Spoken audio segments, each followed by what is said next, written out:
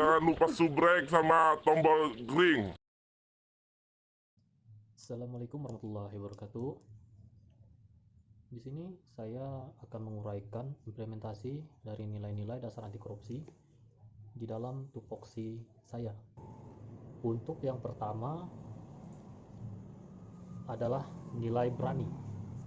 Berani yang di sini adalah bagaimana saya sebagai seorang ASN, seorang guru, berani mengatakan dan membela kebenaran, berani mengakui kesalahan, berani untuk bertanggung jawab, dan mau serta membawa diri ke lingkungan masyarakat yang sudah diajarkan, serta nilai-nilai anti korupsi ataupun nilai-nilai dari Pancasila itu sendiri.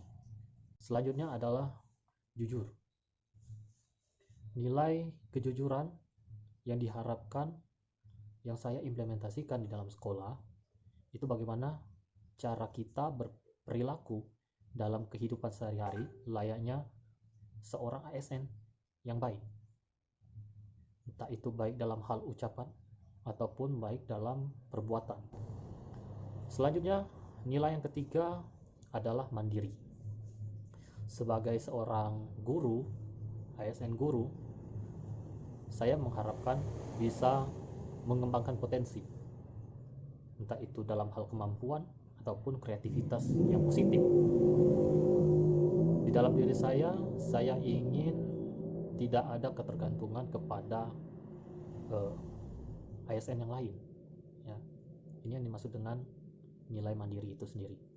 Jadi, saya ingin menanamkan nilai mandiri yang berguna untuk menyongsong masa depan. Selanjutnya, yang keempat, peduli. Sikap peduli dalam hal ini itu adalah bagaimana kita mengindahkan, memperhatikan, dan menghiraukan rasa kepedulian terhadap lingkungan sekitar, dan juga berbagai hal yang berkembang di dalamnya. Seperti saya lebih banyak bekerja di lingkungan sekolah, di mana saya harus bisa mengimplementasikan nilai peduli terhadap para siswa saya, kepada staf-staf sekolah, guru yang lain, ataupun para petugas kebersihan yang ada di sana. Jadi kita harus bisa secara umum sebagai masyarakat dapat mewujudkan sikap kepedulian terhadap sesama, seperti dengan turut membantu jika terjadi bencana alam ataupun ada yang terkena musibah. Kita harus bisa menanamkan rasa peduli itu sendiri. Selanjutnya yang kelima adalah adil. Adil dalam upaya pencegahan korupsi ditunjukkan dengan bertindak proporsional dan tidak melanggar hukum atau tata tertib yang berlaku di sekolah. Kita bisa membagi waktu antara kegiatan pribadi dan juga kegiatan organisasi atau instansi kita. Selanjutnya, nilai yang keenam adalah disiplin. Disiplin di sini itu dimaksudkan ketaatan atau kepatuhan kepada peraturan. Kedisiplinan dapat kita wujudkan dalam bentuk kemampuan mengatur waktu dengan baik, kepatuhan kepada peraturan, serta ketentuan yang berlaku, mengerjakan segala sesuatu dengan tepat waktu, dan fokus pada proses pembelajaran. Misalkan saya mengajar di jam pagi atau jam pertama di pukul 7.30. Setidaknya saya disiplin, tidak telat di jam 7.30. Saya harus bisa tiba di sekolah itu setidaknya 10 menit atau 15 menit sebelum jam pertama dimulai. Setelah itu, nilai ketujuh adalah kerja keras. Kerja keras di sini itu didasarkan atas kemauan. Di dalam kemauan terkandung ketekunan, daya tahan, daya kerja. Bagaimana cara kita untuk tetap maju, pantang mundur. Bagaimana kita harus mewujudkan sikap kerja keras dengan tekun.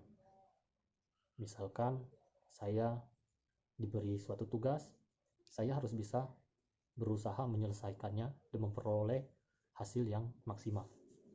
Itu nilai ke-7, kerja keras. Selanjutnya adalah yang ke-8, tanggung jawab. Tanggung jawab dapat diwujudkan dalam bentuk bagaimana cara saya di sekolah bisa bertanggung jawab terhadap tugas pokok dan fungsi saya. Bagaimana caranya saya bisa mendapatkan hasil yang maksimal kepada seorang siswa itu sendiri. Misalkan saya mengajar mata pelajaran PPKN, dan saya harus bisa bertanggung jawab terhadap siswa untuk bisa mempelajari mata pelajaran saya. Dan yang terakhir adalah sederhana.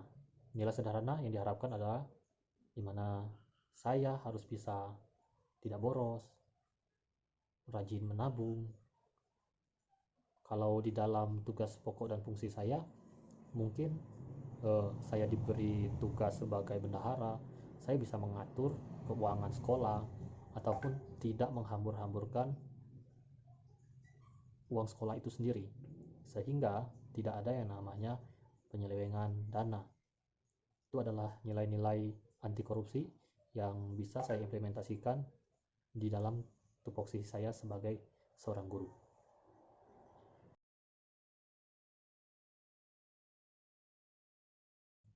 Selanjutnya yang saya akan jelaskan adalah mengenai masalah pengetahuan dasar anti korupsi. Di sini, di dalam modul tentang dasar anti korupsi, pembahasan yang pertama adalah bagaimana kita atau aku ingin Indonesia tanpa korupsi. Di dalam pembahasan tersebut disimpulkan bahwa negara kita kalau sudah bersih dari yang namanya kasus korupsi, maka para pemerintah ataupun para aparat keamanan dan penegak hukum, mereka akan sibuk menjaga negara kita dari ancaman luar, karena korupsi itu kan sifatnya berada di dalam negara kita atau internal. Jadi kalau negara kita sudah terbebas dari korupsi, maka kemakmuran rakyat itu sudah pasti akan tercapai. Setelah itu, di dalam modul tentang pengetahuan dasar anti korupsi itu sendiri adalah mengenai masalah dampak dan biaya sosial korupsi itu sendiri. Negara kita mengimpikan cita-cita kemerdekaan, yaitu Indonesia yang adil, makmur, dan sejahtera. Hal ini tidak akan terwujud jika kasus korupsi atau masalah korupsi ini masih ada di negara kita. Tentu kalau negara kita sudah terbebas dari yang namanya korupsi, maka negara kita akan pasti mencapai titik dari adil, makmur, dan sejahtera itu sendiri. Secara yuridis, itu sudah tercantum di dalam Undang-Undang Nomor 31 Tahun 1999 serta Undang-Undang Nomor 20 Tahun 2001. Korupsi sendiri itu merupakan tindakan yang dilakukan oleh pejabat publik di mana mereka menyalahgunakan kepercayaan publik yang dikuasakan kepada mereka untuk mendapatkan keuntungan sepihak. Mendapatkan keuntungan sepihak itu maksudnya mereka ingin memperkaya diri sendiri, bukan untuk memberi untung kepada orang banyak. Pertama adalah penyalahgunaan wewenang sehingga merugikan keuangan negara itu sendiri. Yang kedua, suap menyuap. Yang ketiga, penggelapan dalam jabatan. Yang keempat, pemerasan. Yang kelima, perbuatan curang. Yang keenam, benturan kepentingan dalam pengadaan. Dan yang ketujuh, gratifikasi. Adanya keserakahan, adanya kesempatan, adanya kebutuhan yang ingin dipenuhi, adanya pengungkapan. Mereka merupakan salah satu penyebab dari terjadinya korupsi. Itulah uraian implementasi dari nilai-nilai dasar anti korupsi yang berada di tupoksi saya, serta rangkuman materi tentang anti korupsi. Saya rasa cukup. Sekian, terima kasih.